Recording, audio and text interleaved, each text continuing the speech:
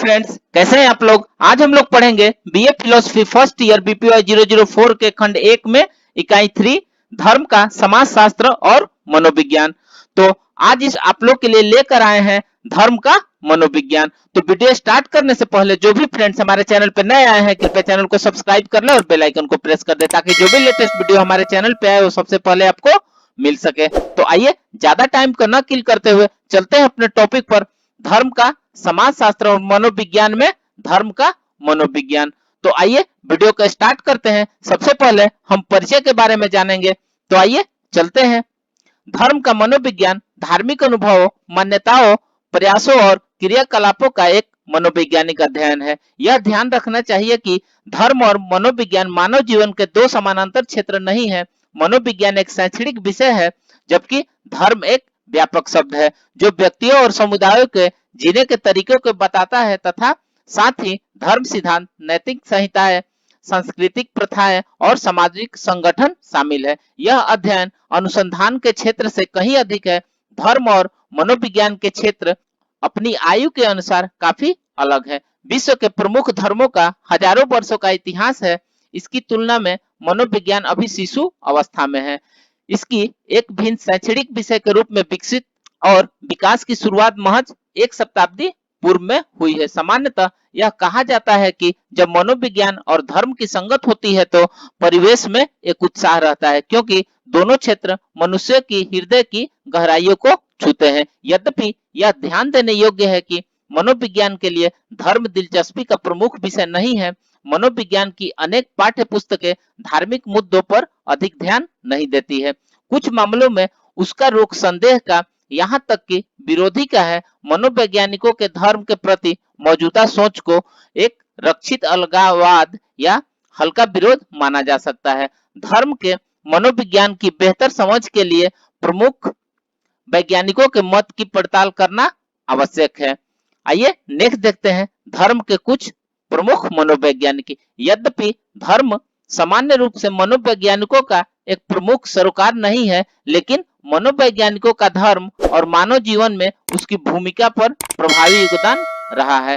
धर्म के अनेक मनोवैज्ञानिकों ने सामाजिक क्षेत्र के साथ साथ ही प्रगाढ़ अंतर व्यक्तित्व की संबंधों की परिप्रेक्ष्य में धर्म परिवर्तनकारी भूमिका का परीक्षण किया है। नीचे धर्म के कुछ प्रमुख मनोवैज्ञानिक के बारे में बताया गया है कि जो अपने धर्म के मनोवैज्ञानिक दृष्टि से किए गए विश्लेषण के द्वारा अनेक व्यक्तियों को उत्साहित करते हैं। आइए नेक्स्ट देखते हैं विलियम जेम्स। विलियम जेम्स एक अमेरिकी मनोवैज्ञानिक और दार्शनिक को धर्म के मनोविज्ञान के क्षेत्र में संस्थापक माना जाता है। उन्होंने व्यक्तिगत या स्वयं या व्यक्ति को चेतना के सतत प्रवाह के रूप में मानने की धारणा पर जोर दिया है। ऐसा चेतन व्यक्ति जो मुक्त इच्छा में सक्षम है। जेम्स की प्रमुख पुस्तक the variety of religious experience A study in human nature है, जिसे धर्म के मनोवैज्ञानिक के क्षेत्र में उत्कृष्ट रचना माना जाता है। यह अध्ययन किसी मनोवैज्ञानिक द्वारा धार्मिक अनुभव पर सर्वप्रथम अध्ययनों में से एक है। उनकी अन्य महत्वपूर्ण रचनाएं में principles of psychology, the will to believe, a pluralistic universe और सम प्रॉब्लम्स ऑफ फिलॉसफी है। जेम्स इस बात पर सहमत है कि मानव चेतना में कुछ ऐसा होता है जो संवेदन विशेष से भिन्न होता है। जेम्स संस्थागत धर्म और व्यक्तित्व धर्म के बीच अंतर करते हैं। उनके अनुसार संस्थागत धर्म का अर्थ धार्मिक समूह या संगठन होता है। यह समूह, संगठन या समाज को लोकाचार और संस्कृति में महत्वपूर्ण भूमिका निभाता है। दूसरी ओर व्यक्तिगत धर्म वह धर्म है जिसमें व्यक्ति स्वयं को रहस्यमय अनुभवों के लिए मुक्त रखता है। जेम्स की सबसे अधिक दिलचस्पी व्यक्तिगत धार्मिक अनुभवों को समझने में थी। व्यक्तिगत धार्मिक अनुभवों के अध्ययन में वे स्वस्थ मन और रोगी आत्मा की धार्मिकता में अंतर करते हैं। वे व्यक्ति जो स्वस्थ मानसिकता के झुकाव वाले होते हैं उनमें जगत में अशुभ को नजरअंदाज कर सकारात्मक पहलुओं को देखने की मानसिकता होती है। इसके विपरीत जिनका झुकाव रुग्ण आत्मा के धर्म की ओर होता है वे बुराई और कष्टों को नजरअंदाज नहीं कर पाते हैं और अक्सर ऐसे धार्मिक या अधार्मिक अनुभव की तलाश करते हैं जिससे शुभ और अशुभ दोनों का मेल करा सके। विलियम जेम्स धार्मिक अनुभव के अपने गहन विश्लेषण के बाद कुछ महत्वपूर्ण और प्रासंगिक निष्कर्षों पर पहुंचते हैं। पहले, धर्म के सिद्धांत चाहे सत्य हो या असत्य, लेकिन धार्मिक जीवन मनुष्य का सबसे महत्वपूर्ण क्रियाकलाप होता है। व्यक्ति का धर्म उसके जीवन में सबसे गहन और सबसे बुद्धिमत्तापूर्ण बन जाता है। यह लोगों में शक्ति का बोध कराता है। दूसरे धार्मिक अनुभव के व्यक्तिगत मूल्य और मनोभाव दूसरों को सहमत नहीं कर पाते हैं, लेकिन फिर भी विचारक के रूप में हमें इस परिघटना का अध्ययन करना चाहिए। तीसरे, धर्मों का निष्पक्ष अध्ययन उनकी असंगतियों के बीच धर्म सिद्धांत का एक सर्वसम्मत रूप में विकसित कर सकता है। चौथे, धार्मिक अनुभव लोगों को अपने साथ कुछ गलत होने का बोध और परिणाम स्वरूप उच्चतर सत्य की ओर पहुंचने की चाह पैदा कर सकता है। अंत में पांचवें, मनुष्य में ऊंचे तथा नीचे तथा बेहतर और बुरे के बीच संघर्ष होता है। धार्मिक अनुभवों के माध्यम से कुछ मानव ऐसा देखते हैं जिसे वे अपना वास्तविक स्वयं को कह सकते हैं। जेम्स के अनुसार हमें किसी धार्मिक अनुभव संबंधी मान्यता को एक व्यक्तिगत प्रक्रिया के रूप में लेना चाहिए और हमें तार्किक रूप से कुछ प्रमुख दावों को स्वीकार करना चाहिए, भले ही वे तर्क की पहुंच से परे ही क्यों न हो। जेम्स का मत था कि वे यदि कोई व्यक्ति धार्मिक कृत्यों में आस्था रखता है और उन्हें करता है और वे कार्य प्रभावी होते हैं तो उनका चयन उस व्यक्ति के लिए उचित प्रतीत होता है। दूसरी ओर, यदि किसी व्यक्ति पर धर्म के क्रियाकलापों और प्रक्रियाओं का प्रभाव कम होता है तो जहां तक उस व्यक्ति का सरोकार है, उसके लिए उस धार्मिक क्रिया को जारी रखने का कोई औचित्य नहीं होता है। जेम्स के लिए जब जीवन के विकल्प कठिनाइयों से ग्रस्त हो तो मनुष्य का यह अधिकार है कि वह किसी ऐसी सत्ता में आस्था रखे जो प्रमाण से परे होती है। आइए नेक्स्ट देखते हैं सिगमंड फ्रायड। सिगमंड फ्रायड का जन्म जर्मनी में फ्रीबर्ग शहर में एक यहूदी परिवार में हुआ था। वह एक शरीर क्रिया वैज्ञानिक चिकित्सक एवं मनोवैज्ञानिक थे तथा उन्हें मनोविश्लेषण का जनक माना जाता है।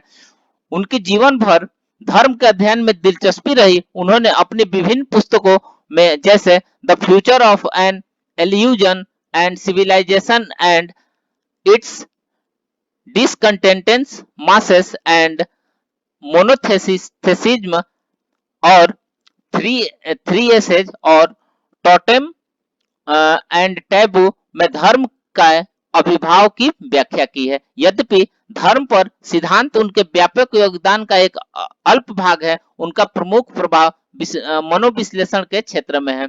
यद्यपि धार्मिक विचार विमर्श में फ्रायड को धर्म के आलोचक के रूप में जाना जाता है, किंतु वे यह नहीं कह सकते थे कि धार्मिक विचार एक दोष है। तथापि उन्हें धर्म को भ्रम अवश्य माना है, क्योंकि तार्किक पड़ताल की बजाय महज मानव इच्छाओं का परिणाम है। उनका धर्म को भ्रामक कहने का अर्थ यह है कि यह एक काल्पनिक रचना है। यदि कोई व्यक्ति वास्तव में बौद्धिक रूप से परिपक्व होना चाहता है तो उसे इस काल्पनिक तत्व से मुक्त रहना चाहिए। फ्रायड का मानना है कि धार्मिक भ्रम एक ऐसा सत्य या असत्य विश्वास है जिसकी उत्पत्ति इसलिए नहीं होती क्योंकि इसका कोई अर्थपूर्ण आधार है, बल्कि इसलिए होती है क्योंकि इसमें विश्वास की तीव्र इच्छा या आवश्यकता होती है। अतः धर्म एक प्रकार की इच्छा पूर्ति या आत्म भ्रम है जो आस्था की प्रबल इच्छा से पैदा होता है, ऐसी इच्छा जो तर्क से अधिक शक्तिशाली होती है। फ्रायड धार्मिक प्रथाओं को एक मनोरोग मानते थे। उनके अनुसार धर्म अंतर्निहित मनोवैज्ञानिक तंत्रिका रोगों और तनाव का परिणाम होता है। उन्होंने धार्मिक रीति रिवाजों को एक ऐसे मनोरोगियों को का सनकपूर्ण व्यवहार माना जो बिना किसी स्पष्ट कारण के संचालित होते हैं। वे किसी मानव शास्त्रियों के एक प्रकार की प्रीतहंसा सिद्धांत को मानकर धर्म के जातीय वृत्तीय सिद्धांत को मान्यता देते हैं। प्रीतहंसा सिद्धांत उन पुत्रों के बारे में था जिन्होंने पहले अपने तानाशाही पिता को मारा और बाद में पश्चाताप से व्याकुल होकर उनकी पूजा की। इसे ओडिपस कॉम्प्लेक्स के नाम से भी जाना जाता है। यह कॉम्प्लेक्स फ्रायड के लिए सामाजिक और धार्मिक क्रियाशीलता का आधार है। वह इस विचार से सहमत थे कि किसी भी प्रकार का सत्यवादी धर्म प्रकार्यात्मक होता है और वह यह व्यक्ति को स्वयं से विलग कर देता है। धर्म की उत्पत्ति के संदर्भ में फ्रायड ने टिप्पणी की थी कि जब व्यक्ति किसी प्राकृतिक शक्तियों के समक्ष स्वयं को डरा हुआ महसूस करता है तो निम्नलिखित संभावित प्रतिक्रियाएं हो सकती है। एक, प्रकृति का मानवीकरण, जिनमें इन शक्तियों को अपने जैसी शक्तियों के रूप में माना जाता है, और दूसरे, इन शक्तियों को एक पिता के गुण प्रदान करना। इसके फलस्वरूप देवों की रचना प्रकृति के आतंक से बचने के लिए और मनुष्य को नियति की क्रूरता, विशेष रूप से मृत्यु से संधि करने के लिए की जाती है। कार्ल गुस्टाव जंग, स्वीडन के एक प्रसिद्ध मनोविश्लेषक को आदि रूपों और व्यक्ति के जीवन पर धर्म के प्रभाव के उनके अध्ययन के लिए जाना जाता है। आदि रूप मूल बिंब है जो सार्वभौमिक और प्रत्येक संस्कृति में पुनः प्रकट हो जाते हैं। उनके अनुसार सामूहिक अचेतन की अवस्था मानव अनुभव का भंडार है जिसमें आदि रूप होते हैं। इन बिंबों का अचेतन से चेतना और चेतना के क्षेत्र में आना व्यक्ति के धार्मिक अनुभव का आधार है। उनकी मुख्य रचना साइकोलॉजी एंड रिलीजन है। धर्म के वैज्ञानिकों के रूप में उन्होंने अनुसंधान की अनेक शाखाओं, विशेष रूप से पराव्यक्तिगत मनोवैज्ञानिक को प्रभावित किया है। जंग धार्मिक धर्म सिद्धांतों की सत्यता के दावों को स्वीकार या अस्वीकार नहीं करते हैं। दूसरे शब्दों में, उन्होंने ईश्वर के अस्तित्व के प्रश्न को मनोवैज्ञानिक द्वारा उत्तर न दे सकने योग्य माना है और एक प्रकार के अज्ञेयवाद को अपनाया है। उनके अनुसार जो मायने रखता है वह मनोवैज्ञानिक सत्य या कथन है, यानी व्यक्ति के जीवन में धार्मिक विश्वास द्वारा निभाई जाने वाली भूमिका है। साइकोलॉजी एंड रिलीजन में उन्होंने कहा है कि कोई भी यह नहीं जानता है कि परमात्मा वास्तव में क्या है। व्यक्ति को उनका अनुभव करने के लिए उन्हें अपनाना पड़ता है। यदि इस प्रकार का अनुभव व्यक्ति के जीवन को स्वयं के लिए और अपने प्यार करने वाले के लिए अधिक स्वस्थ, अधिक सुंदर, अधिक पूर्ण, अधिक संतोषजनक बनाता है तो आप निर्बाध रूप से कह सकते हैं कि यह ईश्वर की कृपा है। अपने विश्लेषणात्मक मनोविज्ञान में जंग मानते हैं कि धर्म, जो एक आवश्यक मनोवैज्ञानिक कार्य है, मनुष्य के अस्तित्व के अपेक्षाकृत गहरे आयाम का प्रतीक है। यह मनोदशा की एक प्रमुख परत है जिसकी पहचान और समाकलन सौहार्दपूर्ण है और संतुलित मानव जीवन को सुगम बनाते हैं। उन्होंने आगे तर्क किया कि धर्म की यह अवहेलना व्यक्ति को मनोरोगी वाले व्यवहार की ओर ले जाती है और पूरी मानव जाति को प्रतिकूल रूप से प्रभावित करती है। आइए इसके निष्कर्ष के बारे में जानते हैं। धर्म के मनोविज्ञान का अध्ययन इस अर्थ में प्रासंगिक है कि धर्म अनेक लोगों के लिए बहुत महत्वपूर्ण होता है। दूसरे व्यक्ति का धर्म और जीवन स्पष्ट रूप से एक दूसरे को प्रभावित करते हैं।